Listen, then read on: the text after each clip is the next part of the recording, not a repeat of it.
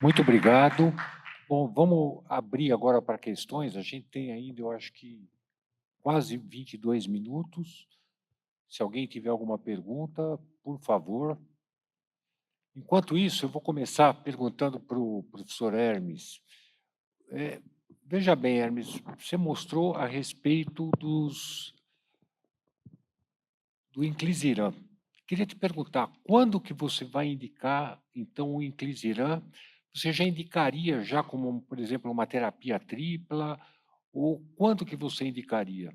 Qual seria a indicação clínica para você utilizar? A questão importante, né? Questão prática. Eu, sinceramente, tenho mudado a minha forma de encarar esses pacientes, especialmente alto e muito alto risco. Sempre lutamos aí, né? Tivemos com esse grupo aqui, militando, né? Na redução do LDL colesterol e passando por todas as fases e possibilidades de tratar. Só que chegamos num limite, onde a gente não está podendo dar aos pacientes de alto e muito alto risco a possibilidade realmente de a gente ter uma interferência maior na história natural da doença. Então, eu acho que hoje a terapia tripla é uma realidade e uma possibilidade, né? Já de alguns anos eu venho utilizando a terapia tripla, usando anticorpos monoclonais, e seguramente agora é uma facilidade muito maior, até pensando nas questões de adesão, que talvez no campo de redução do LDL hoje, na redução do risco, seja o maior impedimento que nós temos. Nossos pacientes, por exemplo, têm dificuldade em tomar estatina, especialmente em altas doses. Fazer terapia dupla com ezetimiba também tem uma série de situações às quais nós temos que vencer. Poucos pacientes estão em meta de tratamento. A gente começa, por exemplo, a selecionar. E nesses pacientes de muito alto risco, a gente tem trabalhado de uma forma totalmente distinta. Mostrando dados dos estudos, possibilidade, né, que isso tem de reduzir e interferir diretamente na doença, levando finalmente esse indivíduo a uma meta de tratamento que é protetora. O Marcelo começou comentando na atividade dele, olha, a gente tem, eu vou falar de um fármaco que não está aprovado no Brasil, mas já tem estudo de desfechos. O Hermes mostrou um dado, por exemplo, né, de um produto que está aprovado no Brasil e não tem um estudo de desfecho. E esse é um dado realmente interessante, mas ele faz parte, Marcelo, e você, né, melhor do que eu, acompanham isso, de todas essas etapas que nós vivemos. Quando as estatinas chegaram com 4S lá atrás, né, quando saiu a atorvastatina, nós não tínhamos, por exemplo, nenhum estudo de desfecho com a atorva, mas nós sabíamos que ela reduzia mais a LDL. Nós fomos para dentro da atorvastatina, como fomos a rosuvastatina depois, sem ter estudo de desfechos ainda. E como fomos também para a ezetimiba. Esperamos 7 anos um estudo, por exemplo, para mostrar que associada à estatina, no caso assim, tinha melhora em impacto e que valia realmente a pena reduzir o LDL colesterol. Dessa forma, com esses estudos de andamento e de desfecho, eu imagino o seguinte: será que eu posso esperar até, por exemplo, 26, 27, 29 para reduzir o LDL colesterol de um paciente, por exemplo, de muito alto risco, uma faixa etária superior a 65 anos, que já tiveram evento, que podem ter disfunção ventricular, que seguem tomando medicação e não estão em meta de tratamento? Será que eu posso acreditar na teoria do LDL, e nesses pacientes especificamente, eu não estou falando em prevenção primária, né? Eu não posso estar, por exemplo, adiantando a possibilidade de utilizar, né, a Inclisiran nesse caso? Então, eu acho que esse é o ponto mais importante, né? Nós sempre, e a cardiologia é baseada nisso, nós esperamos sempre a nossa melhor evidência. Só que, às vezes, a gente espera a evidência em pacientes que têm muito risco e que não têm capacidade de sobrevida para poder esperar isso chegar. Aí as coisas chegam, né? Vamos lá, vamos olhar, estou até me estendendo, vamos olhar a insuficiência cardíaca. Aí vem um estudo mostrando, por exemplo, que uma nova combinação é capaz, por exemplo, de ter um impacto importante, estudo Paradigm. Nós vamos olhar no dia a dia, o estudo é de 2017. Não temos 25% dos pacientes que são eletivos ao tratamento que estão tomando. Temos estudo clínico, né, com desfechos e tal. E, fora isso, uma série de outras possibilidades. O problema é romper barreiras, aumentar a fronteira. Como especialistas, darmos aquilo que é efetivamente melhor, o que tem algum grau de comprovação. Então, quando eu falo né, das terapias de RNA, e vejo o Fernando e o Krieger nos mostrando as possibilidades futuras, nós efetivamente temos que selecionar pacientes. Hoje nós já temos essa possibilidade. Se nós temos estudos com mais de 4.000 pessoas nos mostrando, Falud, que a gente tem segurança e reduções de LDL, colocando praticamente todos esses pacientes em meta de tratamento, hoje, no meu dia a dia, a minha opção nos pacientes de alto e muito alto risco é fazer terapia tripla, atuando em cima da PCSK9 com o terceiro objetivo de tratamento e talvez, para esses pacientes, o mais importante, que é aquele capaz de colocá-los em meta de tratamento em uma situação muito rápida e, ao mesmo tempo, com melhora da adesão muito importante, porque o cara vai tomar uma injeção, por exemplo, a cada 6 meses, 2 vezes ao ano. Isso eu acho que é um grande diferencial atual. Só fazer um comentário, o Marcelo depois vai falar, saiu um estudo que é avaliação de desfecho com a inclisiran, que é o Orion 9, 10 e 11, com 3.600 pacientes. O estudo não foi desenhado para avaliar desfecho, ele foi desenhado para avaliar redução de LDL e segurança, mas ele teve como uma avaliação pré-especificada, uma avaliação exploratória de desfecho cardiovascular. E nessa avaliação houve uma redução de 25% de MACE no grupo que recebeu a inclisiran, quando comparado com o grupo que recebeu placebo. Então, não é um estudo que foi desenhado para avaliar desfecho, mas já mostrou uma redução significativa de desfecho cardiovascular. Então, muito provavelmente, o estudo que vai ser publicado, talvez o ano que vem, ou no máximo em 26, vai mostrar um benefício cardiovascular. Marcelo, você quer comentar alguma coisa? Não, eu gosto de ser muito prático nas coisas. Eu concordo com tudo que o Hermes colocou como especialista em lípides. O grande problema que eu vejo na atuação clínica em geral, a subutilização dos medicamentos que são os mais comuns e que hoje são disponíveis a custo muito menor. Não se usa estatina na dose que se deveria. Muitas vezes o paciente tem uma intolerância a uma primeira estatina, ele é taxado como intolerante, não se coloca uma segunda, uma terceira, uma quarta opção, não usa o ezetimibe associado. Então, na prática, nós ainda temos uma subutilização desses medicamentos que é muito grande. Os inibidores da PCSK9, o inclisiran, são medicamentos maravilhosos. O grande impedimento disso, no meu modo de ver, é custo do que o paciente... Na minha clínica particular, eu tenho muito pouca gente conseguindo pagar isso. Se ele não tem um convênio ou uma firma que patrocine o produto, ele não vai tomar o remédio. E nós deixamos de deixar na meta porque usa subdose de estatina, não associa ezetimibe. Hermes, você está corretíssimo, mas infelizmente isso é nossa realidade. E uma minoria de pacientes consegue pagar esses remédios novos. E eu espero que edição gênica, vacina, tenham um custo menor. Claro, a maravilha disso, de tomar uma vez a cada 6 meses, uma vez a 1 ano, uma vez na vida, maravilha. É um problema que você comentou, adesão a tratamento é um problema enorme, mas eu, infelizmente, tenho esse problema que eu acho que é, de todos nós, é custo de tratamento. Cada coisa que sai, o ácido bempedóico vai sair? Provavelmente vai. Vai custar barato? Provavelmente não. Infelizmente. Concordo totalmente, Marcelo, você tem toda a razão. Eu acho que...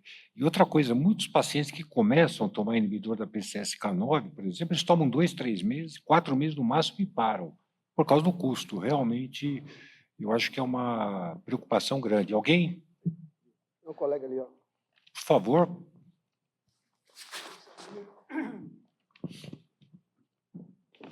Eu gostaria de saber se essas drogas que reduzem a esteatose hepática não alcoólica, até que estágio elas podem funcionar? Isso é uma dúvida minha. E uma outra pergunta é se existe algum estudo em andamento para o uso da terapia gênica para se aumentar HDL de colesterol. Bom, eu vou começar respondendo sobre a questão da esteatose. Nós temos várias propostas de medicamentos já existentes que se propõem a reduzir a esteatose. Claro que, provavelmente, elas não vão atuar quando já tiver fibrose. Talvez diminua a carga gordurosa do fígado. E o estudo que especificamente o ácido bempedóico, ele está em andamento porque apareceu esse dado no estudo grande, no CLEAR, que com quase 14 mil pacientes, eles tinham uma redução de massa hepática. Mas nós não temos esse resultado ainda, e até onde eu sei, nenhum medicamento aprovado especificamente para uso em esteatose hepática.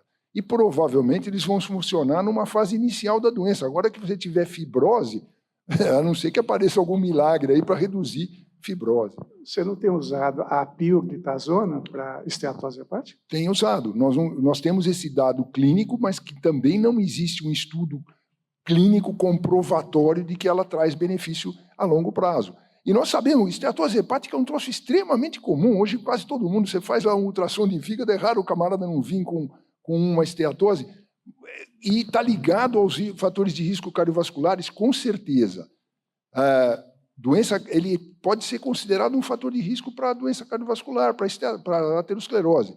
Vamos ver se vai melhorando a esteatose, a gente também consegue melhorar o que vem junto com isso.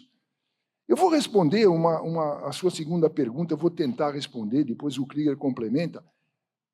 Infelizmente, a gente tem uma porção de dados dizendo que HDL colesterol baixo é ruim, HDL colesterol alto é bom até um certo ponto, porque hoje estão aparecendo dados que valores muito altos de HDL colesterol não são tão bons, podem ser até problema, mas nós não temos nenhum estudo clínico até hoje, apesar dos dados que aumenta HDL colesterol e não produz benefício clínico absolutamente nenhum. Agora, recentemente, teve um trabalho que mostrou isso também, corroborando tudo que nós já tínhamos. Eu acho que uma hora vai dar certo. Minha opinião, nós estamos tratando a coisa errada, nós estamos tratando o colesterol da HDL. A HDL é uma lipoproteína muito mais complexa que isso, ela tem muitas outras componentes que provavelmente nós estamos focando na coisa errada. O Krieger começou mostrando na aula dele o foco. Talvez nós estejamos fazendo o erro no foco, não é o colesterol da HDL, mas sim alguma outra propriedade da HDL que nós vamos ter que mexer e que talvez dê certo.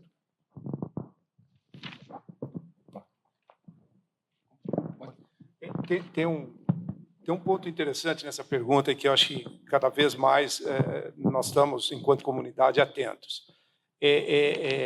A diferenciação do que é um biomarcador e do que é um alvo terapêutico.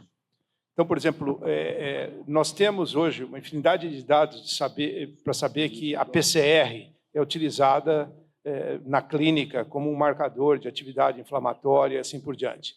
As evidências genéticas não mostram que ela seria um alvo terapêutico. Por quê? Porque quando você encontra variantes genéticas que aumentam ou reduzem o nível da PCR, elas não estão relacionadas ao aumento ou diminuição de uma determinada questão patológica. E é só quando você tem essas duas coisas, que um nome bonito disso é uma randomização mendeliana, é que você acaba tendo uma relação causal daquele candidato como um alvo terapêutico. Então, o que significa isso? Tem vários biomarcadores que nós utilizamos e que eles são biomarcadores, são ótimos, nós vamos continuar utilizando, mas eles não são alvo terapêuticos. Eu não saberia dizer se a questão está resolvida com HDL, mas tudo que já foi feito com HDL, o esforço, a indústria farmacêutica já gastou bilhões de dólares tentando desenvolver estratégias para aumentar. Elas não deram certo. Eu acho que eu procurei ilustrar no início da discussão alguns exemplos que a natureza nos proporciona, que são muito úteis para a gente identificar o que é um alvo terapêutico e o que não é. Agora, óbvio que vários desses biomarcadores serão e continuarão sendo utilizados, porque eles são muito importantes naquele. Mas a gente tem que separar o que é um biomarcador do que é um alvo terapêutico. E eu acho que a questão com a HDL não está completamente resolvida. Quer dizer, os dados epidemiológicos, evidentemente, suportam a ideia de que altos níveis de HDL conferem proteção e baixos conferem suscetibilidade, mas nem por isso se traduz em ser um bom alvo terapêutico. Essa é uma coisa para ter em mente sempre. Eu queria só fazer uma pergunta para o Krieger. a respeito da hipercol familiar homozigótica. Como é que está a respeito do vírus levar o DNA do receptor para o hepatócito para que a gente consiga realmente, com terapia gênica, resolver a hipercol familiar homozigótica, que tem vários estudos que mostraram talvez algum benefício. Então, essa é uma área também, é tão lógico esse passo, né, e está sendo tão difícil, mas tem sempre novos desenvolvimentos. Então, hoje, vocês sabem que é possível você pegar uma célula, por exemplo, da pele, uma célula até na urina, qualquer célula, e você reprogramá-la no laboratório para que ela se torne muito parecida com uma célula embrionária, aquela que deu origem a você inteiro. Então, é um processo que dura mais ou menos 3 a 4 meses no laboratório, e você tem aquela célula, que é uma célula sua, e que ela é reprogramada. E eu consigo pegar essa célula depois e diferenciá-la em vários tecidos no laboratório. Por exemplo, um cardiomiócito, a gente faz lá no INCOR, mas é possível fazer também um hepatócito e assim por diante. Então, uma das ideias é você modificar essa célula, que é sua, né, quer dizer, foi tirada, tem todo o seu material genético, e fazer a correção nessa célula. Ou por uma dessas tecnologias que eu falei agora, ou por uma superexpressão, porque aí não teria problema. Você não está tratando o vírus ou o paciente, você está tratando a célula fora do organismo. Então, sempre, quando o alvo é hepático, é uma notícia boa. Porque, primeiro, tudo que você joga na circulação acaba caindo lá mesmo. Então, hoje tem essa perspectiva de, eventualmente, você não fazer a terapia gênica no indivíduo. Você vai fazer a terapia gênica ou a modificação genética fora dele, a célula dele, né, que vai fazer, não preciso nem retirar um hepatócito, quer dizer, eu vou criar um hepatócito a partir, por exemplo, de uma célula da pele. Então, essas são coisas que estão sendo testadas, evidentemente, primeiro em animal experimental, mas eu acho que mais dia, menos dia, nós vamos poder, e sem também ter o problema de estar fazendo um tratamento que vai para o organismo como um todo, né? Quer dizer, então, vai ser localizado no fígado. E o fígado também tem aquela característica que ele tem toda a capacidade regenerativa e etc. Então, brincando um pouco com esses conceitos, é possível que a gente chegue lá, embora você possa questionar, porque a gente vem tentando fazer isso já há muito tempo. Posso fazer uma perguntinha? Tem uma pergunta lá? É o seguinte, a gente está aqui conversando sobre essa questão de vacinas, né, de redução de LDL, de terapia gênica, que são coisas realmente muito relevantes, né, mas são, na maioria das vezes, medicações e drogas caras, que o paciente do SUS, por exemplo, não tem acesso no dia a dia, porque a gente vive de consultório aí, né? Nossa, o paciente do SUS, ele tem acesso a quê? Principalmente em prevenção secundária, a TORV 80. Se você não chegou a TORV 80, não conseguiu controlar, chegar na meta, você fica meio sem ter o que fazer para esse paciente do SUS. Dentro desse contexto de redução de eventos, né, em prevenção secundária, a gente tem dados, por exemplo, com a colchicina que reduz evento cardiovascular, sem mexer em LDL, né, mas no contexto de redução de evento cardiovascular, pensando a nível de saúde pública. Qual a opinião de vocês com relação ao uso da colchicina? Por que se usa tão pouco no Brasil em prevenção secundária? Eu não ouço ninguém falar, e a gente tem estudos aí bons, ensaios clínicos, mostrando que ela tem uma redução de eventos em pacientes de prevenção secundária, principalmente no contexto do SUS. Bom, eu acho que, sem dúvida nenhuma, eu acho que o paciente do SUS, eu acho que o que a gente tem ou é simvastatina ou é atorvastatina. Eu acho que são 2 fármacos ótimos e, nessa situação, eu acho que quanto mais baixo você conseguir o LDL, melhor. Se o paciente não conseguir outro medicamento, vamos dar a TORV 80, vamos dar Simva 40, ótimo. Você não vai chegar na meta, mas se reduzir o LDL, isso já vai trazer um benefício. E, realmente, eu acho que a colchicina é um fármaco barato, sem dúvida nenhuma, mostrou benefício cardiovascular, e eu acho que você pode e deve utilizar na prevenção secundária, principalmente nesses indivíduos, para reduzir evento cardiovascular. Eu acho que é uma forma terapêutica que você pode utilizar nesses pacientes do SUS, sem dúvida nenhuma. Concordo com você plenamente. Falude, só complementando, eu acho que essa questão que você levanta é muito importante, mas a gente parte do pressuposto que todo o risco residual associado a um paciente de perfil metabólico geral, o cara que tem doença tem tudo. Ele é hipertenso, ele é obeso ou tem sobrepeso, ele é intolerante ou é diabético. Quer dizer, tem uma série de outras situações que precisam ser controladas também.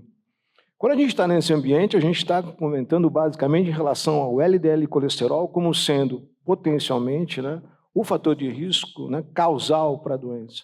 E possibilidades que nos aumentem, né, a capacidade de reduzi-lo e, com isso, influenciar, né, na mortalidade e no risco dos pacientes é absolutamente importante. No nosso dia a dia, né, eu tento, seguramente, dar sempre o melhor para os meus pacientes.